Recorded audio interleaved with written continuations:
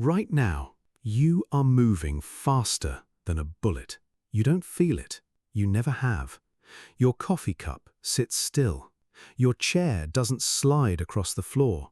But you and everything around you are being carried through space at over 1,000 miles an hour. That's the speed of Earth's spin at the equator. And for your entire life, you have trusted that speed completely, without ever once thinking about it. Now, imagine it stopped. Not slowed down, stopped in 5 seconds.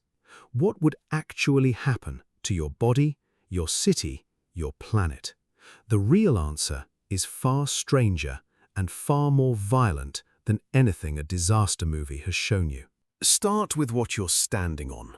The ground beneath your feet is moving at roughly 1,670 kilometers per hour if you live near the equator, slower the further you go toward the poles. You move with it. The air around you moves with it. The oceans move with it.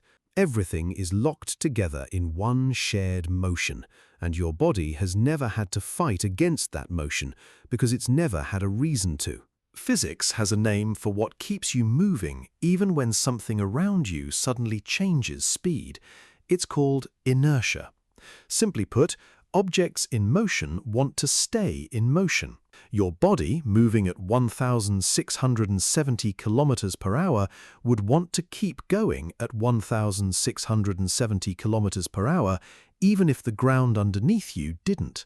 So picture the moment Earth's surface grinds to a halt. You do not stop with it.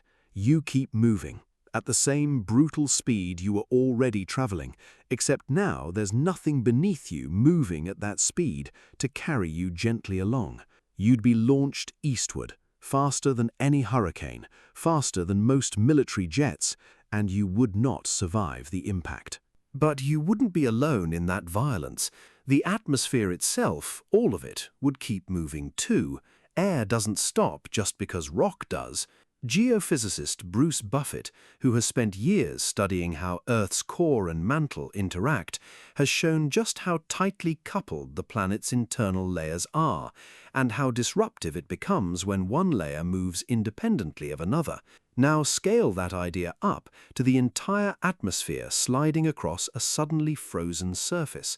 The wind alone would become a horizontal wall of destruction, scouring away buildings, forests, and topsoil in minutes. The oceans wouldn't sit still either. Water, like air, would keep its momentum. Trillions of tons of ocean would surge toward the equator in waves that dwarf anything ever recorded, burying entire coastlines under moving mountains of water. This wouldn't be a tsunami caused by an earthquake. It would be every ocean on Earth trying to keep moving at once. Seismologists Xiaodong Song and Paul Richards were among the first to demonstrate, through careful analysis of earthquake waves, that Earth's inner core rotates at a slightly different rate than the rest of the planet. If the crust suddenly stopped, but the core kept spinning, the planet's magnetic field, generated by that spinning core, would be thrown into chaos. That field is what shields you from deadly solar radiation every single day, and you have never had to think about it because it has never failed you. Here's the part that should make you pause. None of this is really about the ground stopping. It's about momentum. It's about the fact that stopping is never instant, not for a planet and not for a person. Have you ever slammed on the brakes in a car and felt your whole body lurch forward? That's the same principle, just at a scale almost impossible to picture. Your body wants to keep doing what it was already doing. It always has. Now here's where the story turns. Earth stopping in 5 seconds is, as far as physics is concerned, essentially impossible. The angular momentum stored in a spinning planet the size of Earth is almost unimaginably large. Slowing it down even slightly over millions of years takes forces like the gradual pull of the moon's gravity, not some sudden switch flipping off. Astrophysicist Neil deGrasse Tyson has pointed out, when discussing hypothetical planetary scenarios like this one, that the amount of energy required to stop Earth's rotation abruptly would itself be so catastrophic that the stopping would barely be the headline. The energy released would essentially vaporize the surface before inertia even became the main problem. So why does this thought experiment feel so oddly personal? Because it isn't really about Earth. It's about you and the invisible things you depend on every single day without noticing them. You don't think about the spin of the planet. You don't think about the magnetic field bending solar wind away from your atmosphere. You don't think about the ocean currents that regulate the temperature of the air you breathe. These systems have simply always worked, quietly, in the background, your entire life. And maybe that's the real reframe here. Stability isn't the absence of danger. It's the presence of enormous, invisible forces holding perfectly still against each other, all balanced right now, right this second, so that you can sit here reading this without a second thought.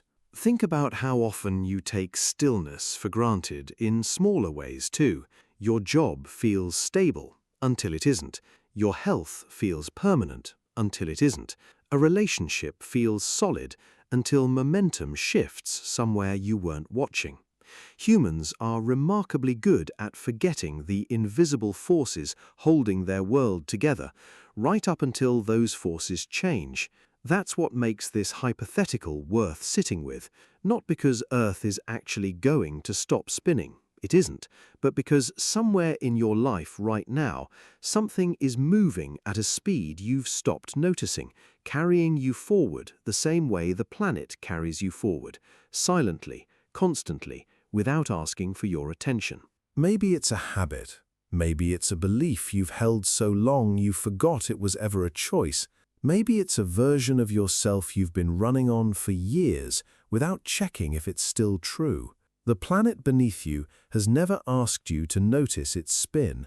It just keeps going, and you go with it. But every so often, it's worth asking what would happen if that motion changed.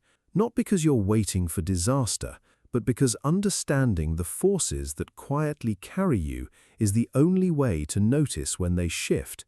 So the next time you sit still, remember, you were never actually still at all.